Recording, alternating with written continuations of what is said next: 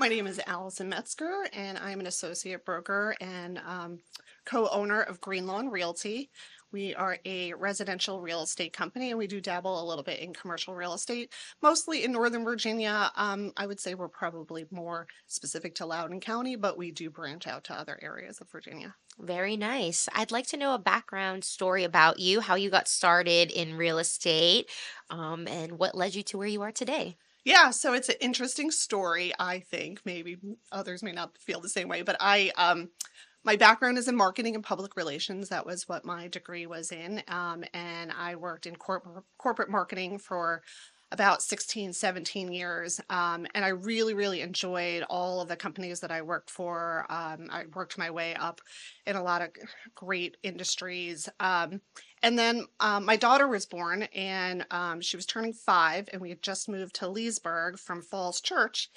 And I was commuting to Rockville, and I literally took, if anybody knows, the White's Ferry when it was running. I used to take the ferry across the Potomac to How get to nice. work every day, which was a little nutty.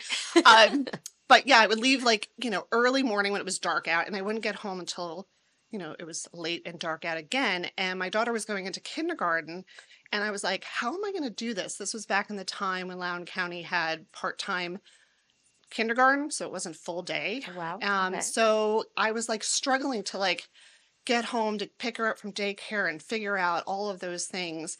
And one day I just said, I can't do this anymore. This is just really too hard to like work a 9 to 5 job, which was never really 9 to 5. It's always, more hours than that where you're checking emails late at night and, Yes. it's getting up early, answering questions from folks. And I said, I can't do this. It's just not working for our family. And I quit my job without a plan, actually, which was not Wow. not like me at all. Yeah. I'm very much a type A person who, had my plan was always to like retire from a company. Um, and so my husband and I kind of looked at each other and said, what do we do now? And I started looking for new jobs. And every job I saw that was going to be the same situation, just in a different location.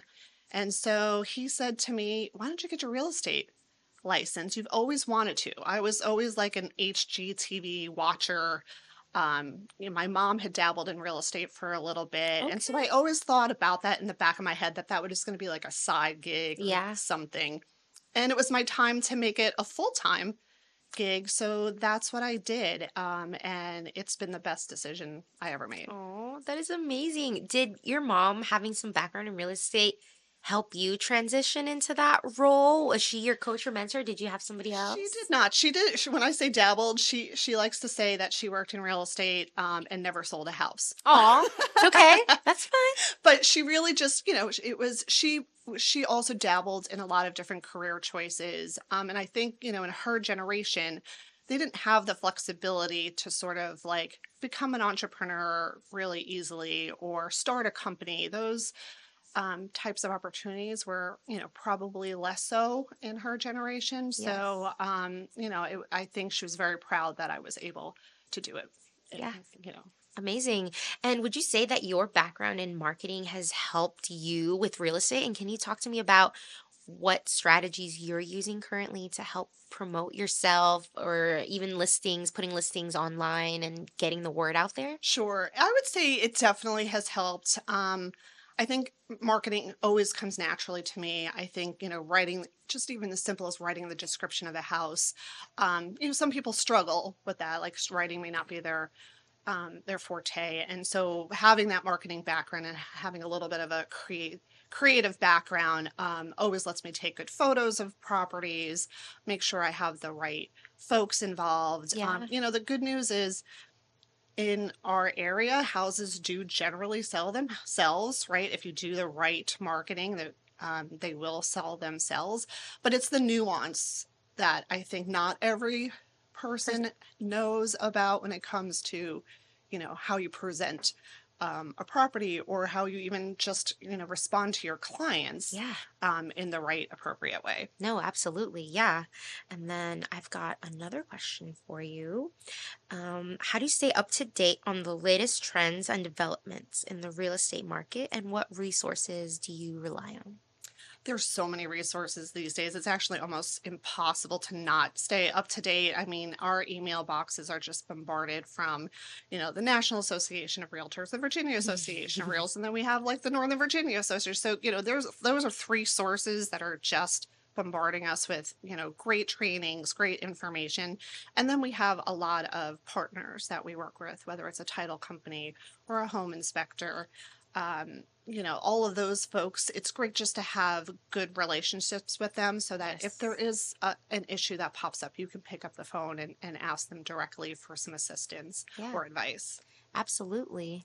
In your free time, what do you like to do when you're not like selling houses, informing people, answering emails? Like, what do you do to unwind and keep yourself grounded and refreshed for your clients? I mean, I love spending time with my family. My daughter is now in high school, and so we're wrapped up in high school football games. And I am a cheer mom, so I'm traveling with her to cheer Okay. competitions. Very nice. So that is like a great, I never saw that coming, right? That was going to be my lifestyle of like traveling and following my daughter's activities. And it just brings me so much joy to spend that quality time with my family.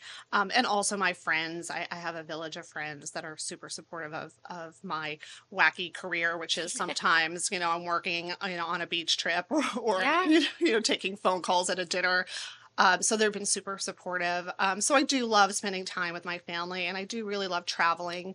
When I have spare time, I love to just sort of like browse the internet for flights and hotel I rooms love that. and, use points to go somewhere wonderful. I was fortunate enough to invest um, in a beach house, a vacation property in North Carolina a few years ago. And so I take advantage of getting to the beach pretty often. And so that Good. was a nice benefit of having a real estate background, was like keeping an eye on when um, vacation properties became available. Yeah, nice. I love it. I Yeah. love that. That's a great hobby, looking at flights and be like, where should I spend Right. these points at? Love it.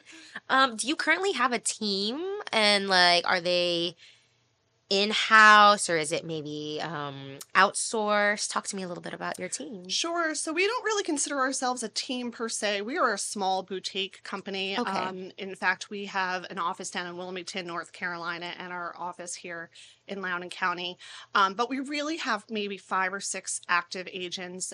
Some of our other agents are more referral agents that might do some business once a year or something like that.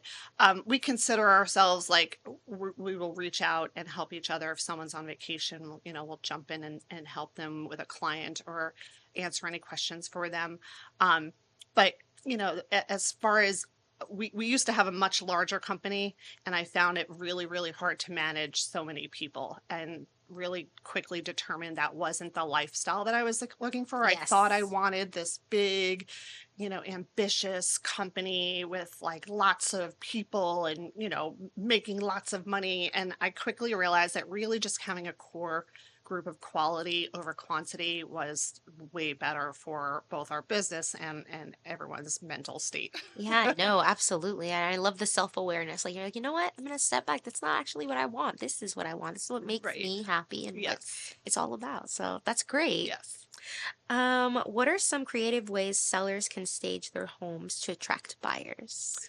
Oh, creative ways. I mean, I really have to look at every house individually. It's not a one-stop shop in terms of staging a house. Every house is different. Whether I have houses that were like mid-century modern, and you really just have to like love the bones of the house and Mm, stage it to look like what it's meant to be. Or if you yes, have an older farmhouse, sometimes you can glam it up a little bit, but you really have to like work with the bones and the of the structure houses. of the Yeah. house. So it's a very individualized approach in terms of staging a Yeah. house. And sometimes sometimes clients prefer not to stage their Mm. property. It's really, I do think personally that staged homes look better in general, but sometimes people want a blank slate. Sometimes just they don't want to see anything else in the house because their style could be completely different. And they want to like envision themselves and what could go there, right? And sometimes that can be like, oh, well, the TV's there, but I want to picture it like right Yes, here on it's this very side. true. People sometimes like, why did they put the TV over there? And so it's a personal, so it's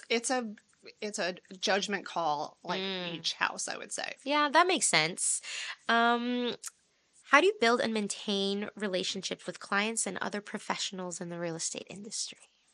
So I would say 90% of my clients these days are somebody that I've either worked with before, a friend or family, or a direct referral.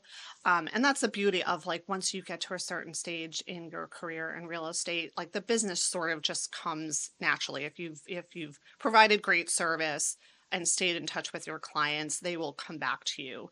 And it's funny sometimes I'm not great at like having a plan in terms of like, here's when I'm going to send, So postcards, it's or all I'm not very structured in that way.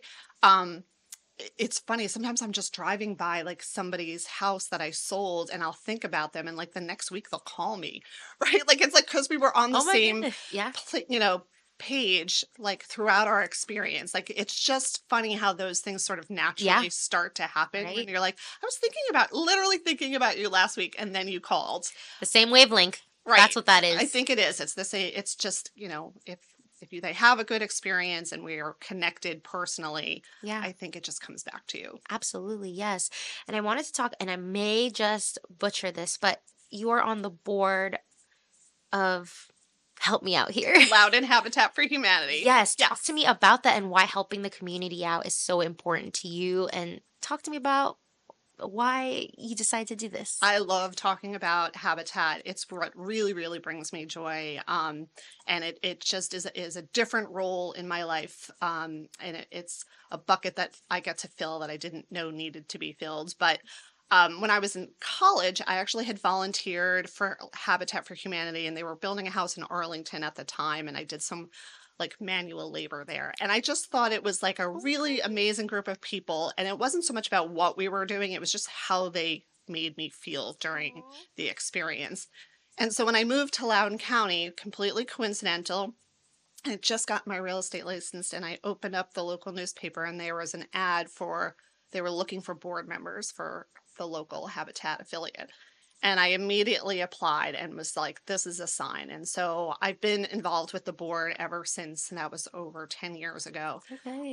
in some capacity. And so I volunteer on a lot of their committees, sitting on the board in an advisory way, helping them actually purchase properties. A lot of people don't know that, the typical Habitat for Humanity, they're like finding a piece of land and they're building a house from scratch Mhm. on the property. Here, we don't have a lot of land to purchase on. It's a bit oversaturated a little Oh, bit. exactly. And if we do find land, it's very, very expensive, and we're competing with investors and other Mm. builders and construction and users. So what we end up doing here is buying like an existing townhouse that might need a rehab. And so I will help advise Habitat, help them through the purchase, and then Habitat takes it from there in terms of finding the families, and getting them through the process. And so that is just one piece of what they do, but I'm very passionate about affordable housing in the county, or attainable housing, or workforce housing. There's a lot of different terms that we use Yeah. to describe it. It's a slow process to make like big change, especially in a county as expensive Yeah. as ours.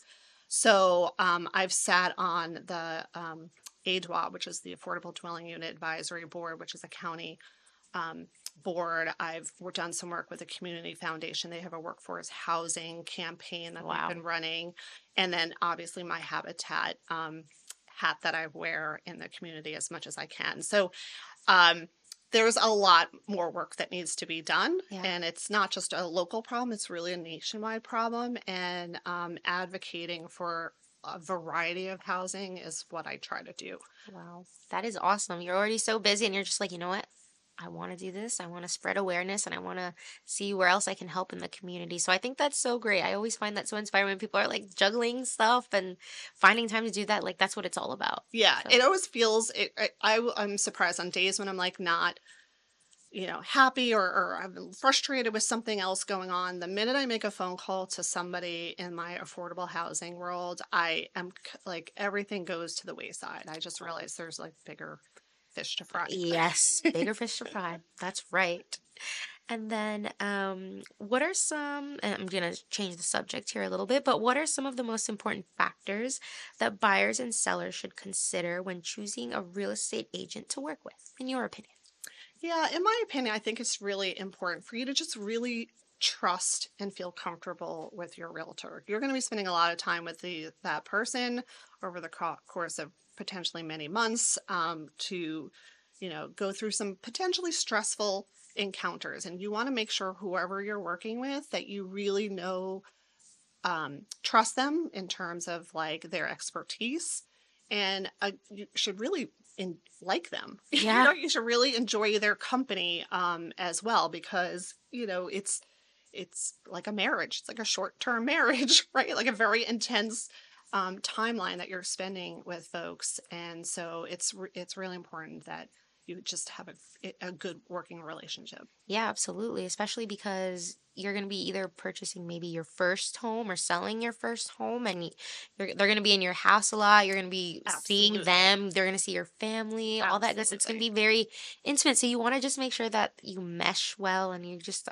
guys are on the same page with things, right? Yeah, there's so many times I find clients who are like, don't want me to come see their house before they list. They like want to clean the house, Oh, and I'm like, no, no, no. Like I live in a house too. Like I know what it's like to have kids and a mess, and like, so we know what to do before we get the house listed. I'm not worried about it, but you want someone who's not going to come in and start critiquing the way you live. it's like, oh, you might want to get rid of that. That's going to devalue. Like, I ouch. I've Like, heard okay. stories where agents have done that before, and it Oh, just, there's a sometimes it's true, but there's a tactful way way to of do, yeah. presenting the I information. feel like I would feel very like, oh my gosh, like just in my own environment, like embarrassed and be like, oh man, I shouldn't. You know what? It's okay. I Right. don't want to do this And I anymore. know it's important to buyers too, right? Like, I remember when I sold my house in Falls Church, I was like scrubbing my baseboards because they had, and like touching up the paint on the baseboards because they had scuffs on them. Yeah.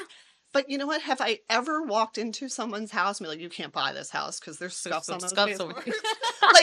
like, there's some common sense that has to That's come right. into it. Exactly. That part, what you just said right there. And let's see. Sorry, I've got like so many questions here that I want to ask you. I'm trying to pick the best ones.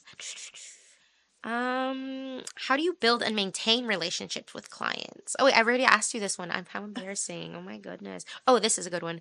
How do you stay motivated and inspired in your work as a real estate agent? And what keeps you passionate about the industry? Oh my gosh. I mean, it's been a tough few years in real estate, right? So I do know some folks that have had a rough time staying motivated. I think my clients just motivate me. I really enjoy just watching them go through the journey of home buying or selling because it just means that they're making some big change in their life. And so it's really about them and their experience. And when I complete a sale one way or the other, I'm always just, it's not just a relief that I sold the house or helped them buy a house. It's really just that they completed the journey and that they're happy at the end of it. That's Yeah. really the most important piece of it for me, that it was as stress-free as possible. And then again, the fact that they may refer me to somebody else just is the biggest piece of gratitude I could get. I mean, there's nothing better than, not spending a ton of money on marketing Right. and mass producing You put that things. work in so that way you get to like receive that energy and all that back, the dedication and love and friendship that you put into it. Exactly. Right? Exactly. I Yeah. just think that, I get calls from clients that, have moved on to different states, and then, they call me for some piece of advice about their house. And I'm like, you don't even live here anymore. Like, how is it that I'm the first person you thought of to Oh, call? I Right? love Like, it. those phone calls mean the most to me and really, really do motivate me to stay in touch with clients as much as possible and just be a resource for them. Yeah, love it. Where do you see yourself in the next 5 years with your business and yourself as a person? Good question. Right? I would say, as far as my business is concerned, it's really interesting because I think a lot of realtors don't have like an exit plan per se. Like Mhm. a lot of realtors just kind of keep working because it's not that hard to like just do a couple sales a year. Like I just have always said I didn't want to be one of those like old lady realtors who are like, struggling to open a door. Like I Oh, do see myself retiring, in the next 5 to 10 years would be lovely.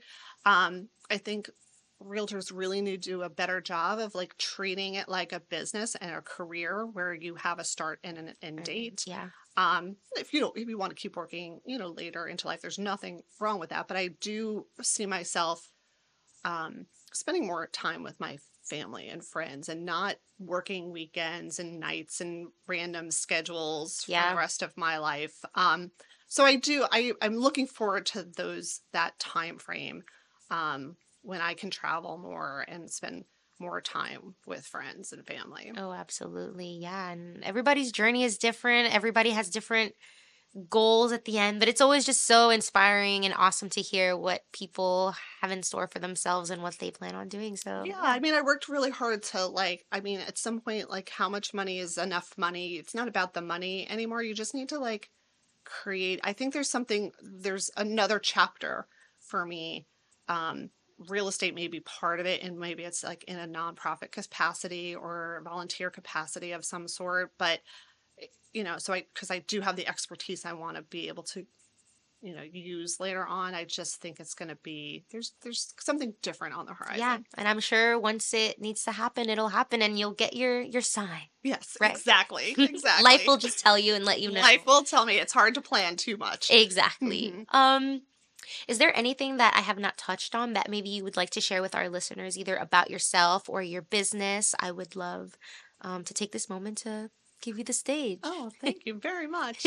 Um, yeah, I do encourage buyers and sellers to hang on for the next few months, if not year or so. We've had a really big change in the industry recently when it comes to commission structures. Mm, Interest rates have been really difficult. I think the future will be very bright for those that are struggling to buy a house right now, which I recognize. I feel for buyers very much so, and for sellers too, because it's not that they're not necessarily going to be able to sell their house, but like, where are they going to go is the yeah. big sort of question I hear. Well, where am I going to go? So I think in terms of the industry, we're in a little bit of a shift right now. I think we're going to come out of it fine. We always have. I think this area is just a wonderful place to live and raise your family. So, I'm a supporter of of the industry in the Northern Virginia area and in North Carolina as well, which I think I'm seeing a lot of people who are moving from Virginia to North Carolina. So my business partner in North Carolina and I work together a lot to do work with clients both here and there. So Yeah. that's kind of fun. So yeah, I think there's just a lot of good things on the horizon Yeah. for everybody. That's good to hear and reassuring because sometimes it can be a little bit doom and gloom, like, oh, we don't know what's Right. coming. Ooh, it's gonna be real bad. I would not purchase right now, Right. and where the inventory, and you just hear a lot of like the scary Exactly. That's inside. exactly how I feel. I hear a lot of doom and gloom, and there's some negativity going on. But I think sometimes we have to see the negative or hear the negative to appreciate the positive. So I think Yes, it's there. We just have to open our eyes and wait for it. absolutely, that's right.